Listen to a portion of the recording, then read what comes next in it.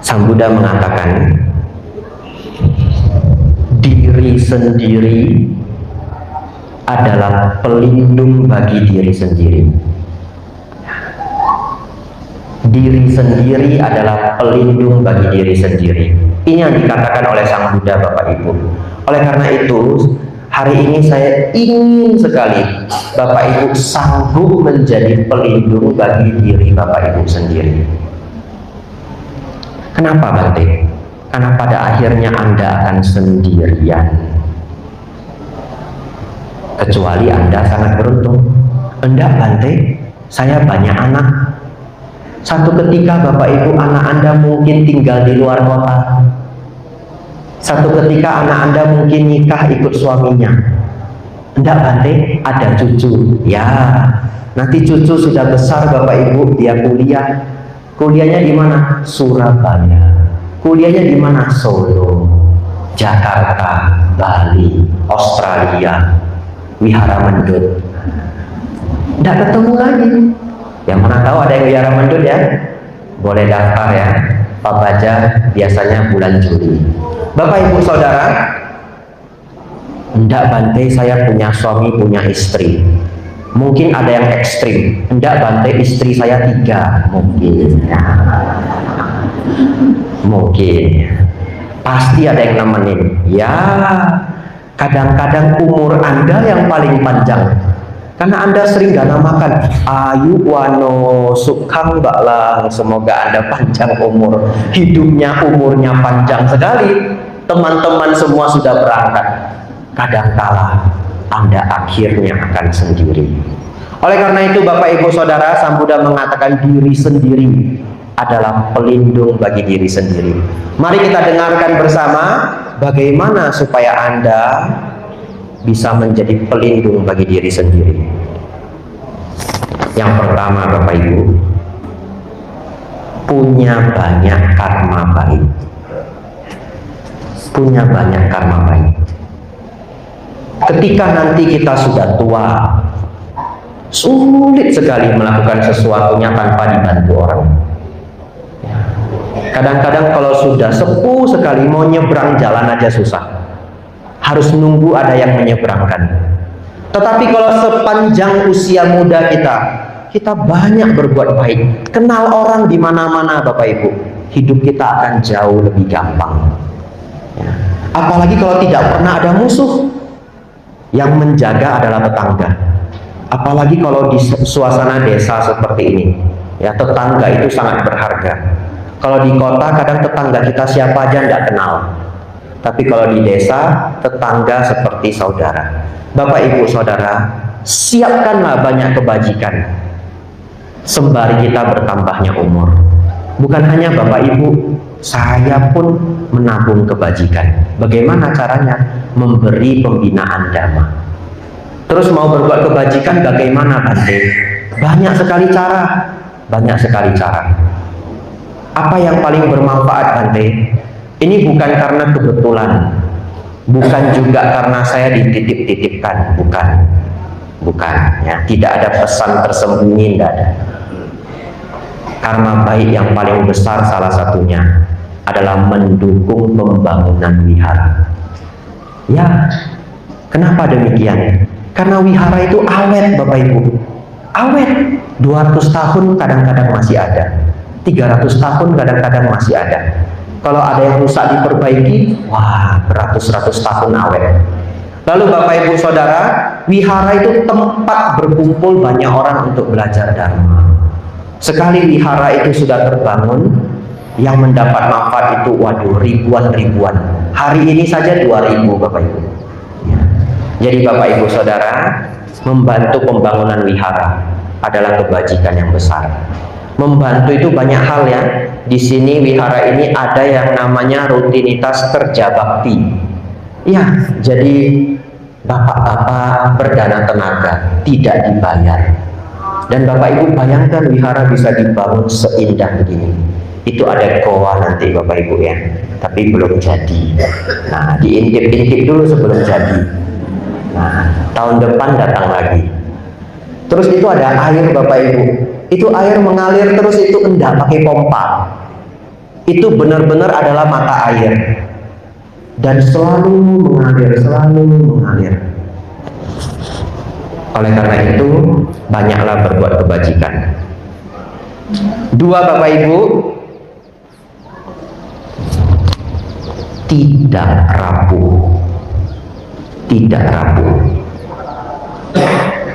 Baik.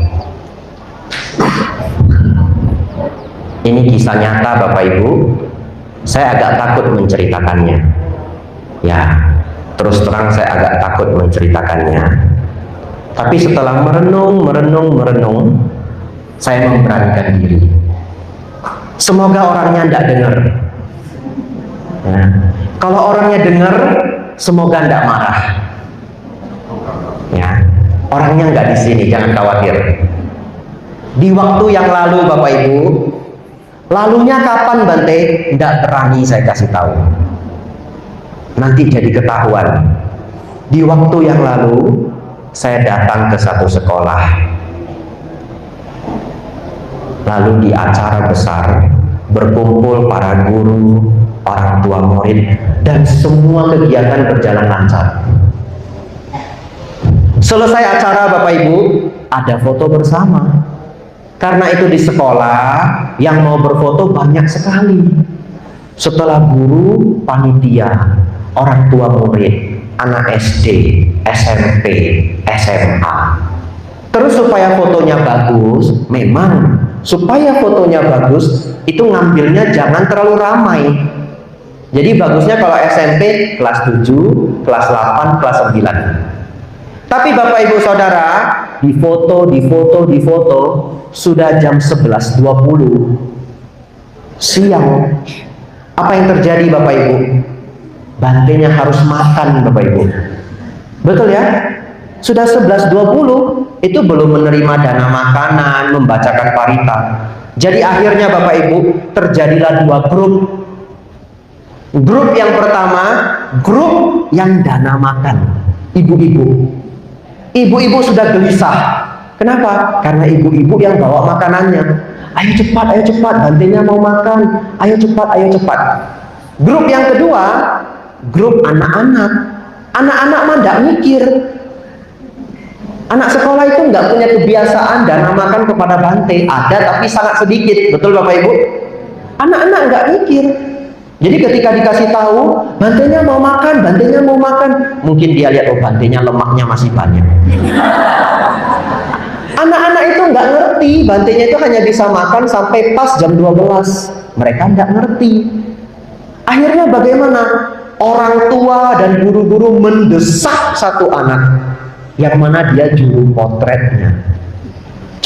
Cepat, bantenya mau makan. Dia bingung Bapak Ibu. Dia bingung, apa salahnya bantenya mau makan, kenapa? Nunggu sebentar, biar fotonya bagus. Akhirnya mereka bertikai Bapak Ibu. Mereka di sana bertikai, saya yang bingung Bapak Ibu. Saya lihat ini, gimana ini ya? Makan salah, tidak makan salah. Saya mau bela yang mana ini ya? Kalau saya bilang, ya makan dulu, bantenya mikirnya makan saja. Terus kalau saya diam, yang ibu-ibu juga berpikir, bantenya kenapa tidak interupsi? Kan kami sudah masak dari pagi, betul ya? Iya, dilema Bapak Ibu, saya diam saja, bingung saya. Terus, apa yang terjadi? Karena didesak, juru potret kan satu toh, ibu-ibunya banyak. Akhirnya juru potretnya meledak Bapak Ibu. Anak SMA, mungkin meledak dia Bapak Ibu, marahnya tidak ketolongan. Untung itu kamera tidak dia banting. Dia teriak sampai suaranya sudah nggak kedengaran, wajahnya merah semua. Wah gawat ini. Saya dalam hati berpikir, jangan sampai ibu-ibunya dipukul. Ya tahu, karena tenaga anak-anak sekolah itu kan kuat. Dia ngamuk sekali. Tapi akhirnya ibu-ibu menenangkan. Tapi ibu-ibu menenangkan, ibu-ibunya tetap harus memprioritaskan bantenya, betul ya? Dia sudah ngamuk Bapak Ibu, akhirnya dia tenang sebentar. Ibu-ibunya bilang lagi, bantenya mau makan. Ngamuk lagi jilid 2 Bapak Ibu. Ngamuk jilid 2, dia berhenti, dia nggak mau moto lagi. Terus dia lari ke sana marah, lari ke sana marah, akhirnya lari ke sana marah. Setelah dia marah sambil berkeliling, dicegat sama guru-guru, biar marahnya disudut aja. Oleh karena itu Bapak Ibu, sebenarnya saya takut juga kalau anak ini dengar ceramah malam siang hari ini ya. Saya pasti ditunggu ini nanti setelah ini. Mana itu Bang Jadi jatuh? Mudah-mudahan saya selamat Bapak Ibu ya. Tapi begini Bapak Ibu, kenapa saya tetap ingin cerita? Karena orang yang tidak bisa menahan dirinya akan gagal dalam kehidupan. Jadi kalau anak ini nonton ceramah ini nanti dan dia sedikit marah atau banyak marah, saya pun rela. Dia mau benci sama saya pun pasrah. Semoga dia bisa berubah. Kenapa? Karena tidak bisa menahan diri itu nanti buruknya banyak sekali. Bagaimana membangun rumah tangga? Betul Bapak Ibu? Bangun rumah tangga itu harus pakai sabar. Bagaimana berbisnis nanti? Berbisnis itu jualan itu dimarahi pelanggan. Kalau kerja dimarahi bos Bapak Ibu. Kalau jualan dimarahi pelanggan. Tetap dimarahi. Ya. Kalau nggak dimarahi bagaimana? Jadi bantai saja. Dimarahin juga. Ada bantai yang lebih senior. Betul ya? Iya. Dan kalau salah harus ditegur, harus dimarahi. Kalau enggak berubah. Jadi dimanapun kita nanti tinggal, kita pasti akan dimarahi. Sebenarnya ditegur, kadang-kadang dimarahi. Tapi kalau orang bisa menahan dirinya, dia bekerja bisa awet. Dimarahi mungkin panas sedikit, tapi kan berubah. Betul Bapak Ibu? Kualitas meningkat. Ditegur memang nggak nyaman, tapi kan kualitas meningkat. Nanti dia bekerja susah, dagang susah, hidup sama orang susah, nanti ribut sama tetangga, ribut sama mertua. Mending dia harus tahu saat ini kalau dia salah. Bapak Ibu Saudara, yang pertama adalah tidak rapuh. Apa itu rapuh, Bante? Rapuh itu adalah terlalu gampang tersiksa ketika menderita. Jadi sebenarnya anak yang tadi marah, setelah saya amati, saya sebenarnya kasihan. Kenapa? Dia serba salah. Dia kan diminta menjadi juru foto. Terlebih dia masih sekolah SMA. Kalau dia nanti fotonya jelek, bukankah nanti dia dicela temannya? Betul Bapak Ibu? Jadi dia mengejar keindahan. Dia ingin memberikan yang terbaik. Tetapi dicegat oleh waktu makan. Bapak Ibu Saudara, yang ingin saya sampaikan adalah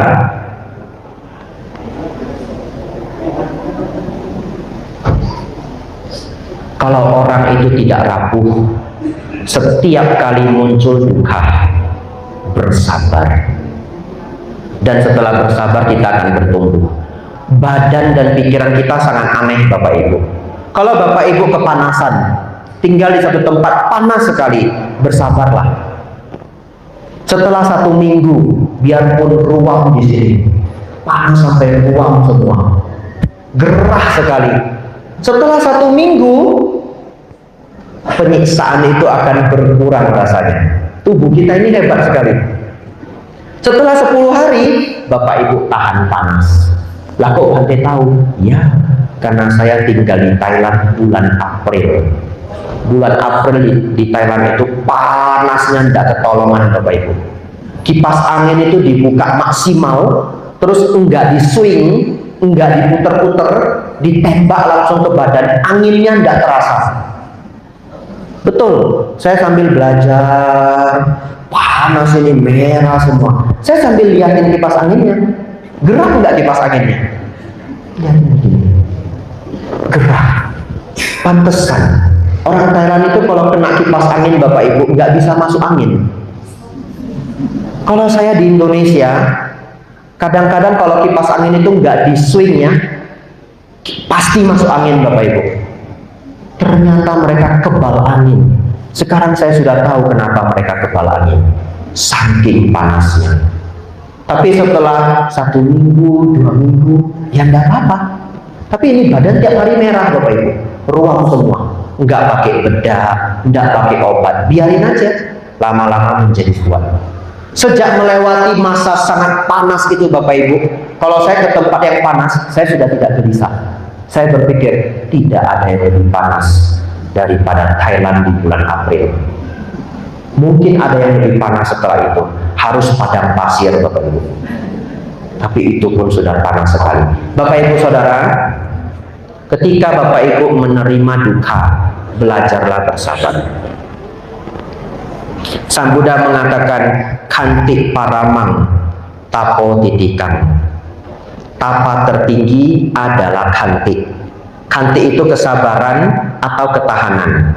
Bapak Ibu Saudara, yang pertama adalah karma baik, yang kedua adalah tidak rapuh, agar kita bisa menjadi perlindungan bagi diri sendiri. Dua lagi Bapak Ibu, nomor dua ada hubungannya dengan nomor satu, tapi ini pengembangannya, pengendalian diri dan kebijaksanaan. Baik, ada sebuah eksperimen Bapak Ibu sangat terkenal, namanya eksperimen marshmallow. Apa itu marshmallow, Bante? Kalau di Rejosari Anda ada ya. Di Rejosari adanya getuk. Marshmallow itu makanannya orang Amerika. Dia permen tapi lembut, ya, bisa dipanggang. Kalau di supermarket ada Bapak Ibu, ya. Tapi kalau di Rejosari ya getuk. Bapak Ibu Saudara, ada satu eksperimen tahun 1970 dilakukan oleh Stanford, universitas terbaik di dunia, top 4 dunia, Stanford. Mereka melakukan apa? Lucu sekali Bapak Ibu. Mereka ambil anak-anak yang masih balita, kemudian dikasih janji.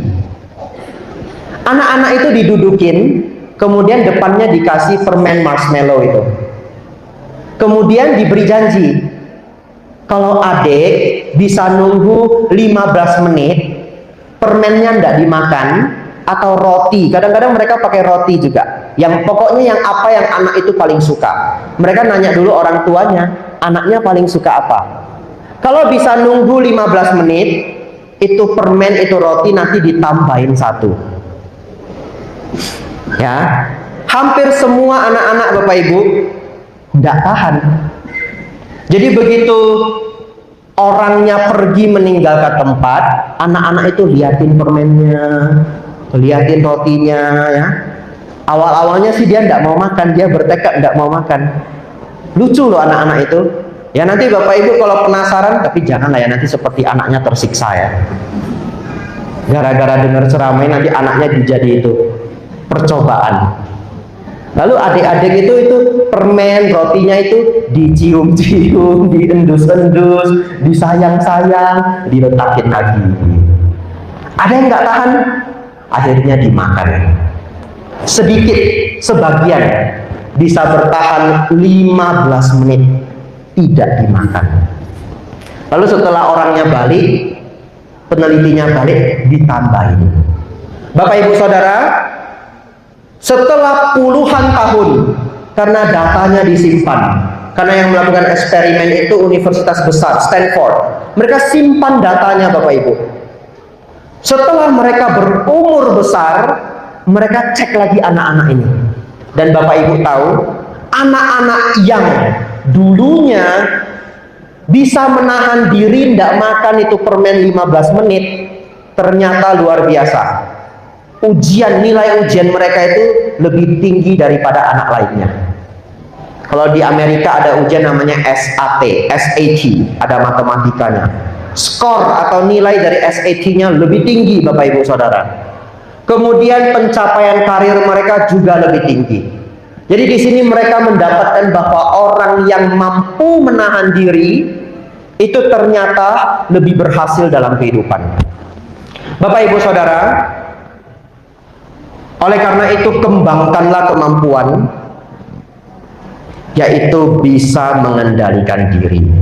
Ya, jangan gampang meledak, jangan gampang kehilangan kendali diri. Bapak Ibu Saudara, Sang Buddha mengatakan di hutan belantara ini ada begitu banyak daun. Kemudian beliau ambil segenggam daun. Setelah beliau ambil segenggam daun, beliau tanyakan kepada murid-muridnya, manakah yang lebih banyak?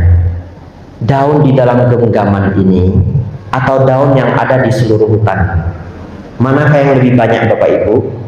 Pasti yang di seluruh hutan. Seperti itulah ajaran para Buddha. Sesungguhnya pengetahuan Sang Buddha itu seperti daun yang ada di belantara hutan. Tetapi yang beliau ajarkan itu hanya segelintir, hanya yang segenggam ini. Kenapa? Karena hanya yang segenggam ini yang membawa pada bebasnya penderitaan. Bapak Ibu Saudara, zaman ini manusia sudah menjadi sangat pintar. Pengetahuan begitu banyak. Orang bahkan bisa membangun gedung pencakar langit. Tapi Bapak Ibu Saudara, coba Anda perhatikan. Orang dengan pengetahuan sebanyak apapun, orang dengan kesuksesan besar sekalipun, bisakah mengalami stres berat? Bisa. Bisa. Betul ya? Bahkan ada yang sampai memilih mengakhiri hidup.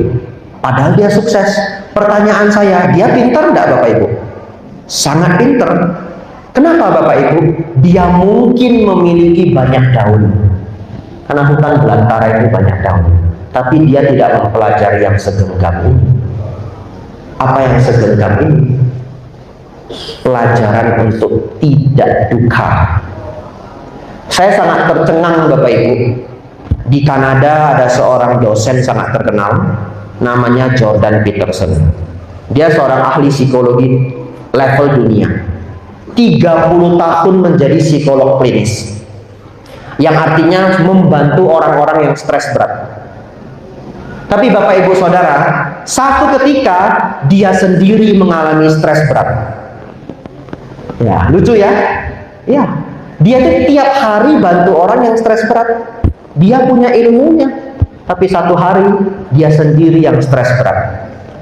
Setelah itu saya merenung dengan sangat terkejut. Ternyata pengetahuan modern itu tidak mesti lebih hebat dari pengetahuan kuno. Apa pengetahuan kuno? Pengetahuan Sang Buddha, karena sudah 2600 tahun yang lalu. Sedangkan pengetahuan modern itu adalah yang dikembangkan saat ini. Ternyata pengetahuan modern mengenai batin itu masih belum sejauh pengetahuan Sang Buddha. Kenapa? Apa kelebihan pengetahuan Sang Buddha? Yaitu pengembangan samadhi. Kalau seseorang mengembangkan samadhi dengan baik, akan sangat jauh dari stres. Bapak Ibu Saudara, bahkan orang paling bahagia di dunia adalah seorang biksu. Namanya adalah Matthew Richard. Saya masuk ke bagian ketiga Bapak Ibu. Kebahagiaan batin. Supaya Bapak Ibu berkonsentrasi, kita ulang. Bekal untuk menjadi pelindung bagi diri sendiri. Nomor 1, karma baik. Nomor 2, tidak rapuh. Nomor 3, pengendalian diri. Nomor 4, kebahagiaan batin. Kalau Bapak Ibu punya kebahagiaan batin, sendiri pun senang. Banyak orang pun senang. Ya. Bapak Ibu Saudara, kebahagiaan batin dalam Dharma ini puncaknya adalah Nibbana. Puncaknya. Tapi sebelum Bapak Ibu mencapai puncaknya pun, di setiap prosesnya Bapak Ibu akan semakin bahagia. Kebalikan dari kebahagiaan batin itu adalah depresi. Ya. Oleh karena itu Bapak Ibu Saudara, kembangkanlah kebahagiaan batin. Dan yang terakhir adalah perjuangan mencapai tingkat kesucian. Bapak Ibu Saudara, inilah hal-hal yang dikembangkan agar Bapak Ibu bisa menjadi pelindung bagi diri sendiri.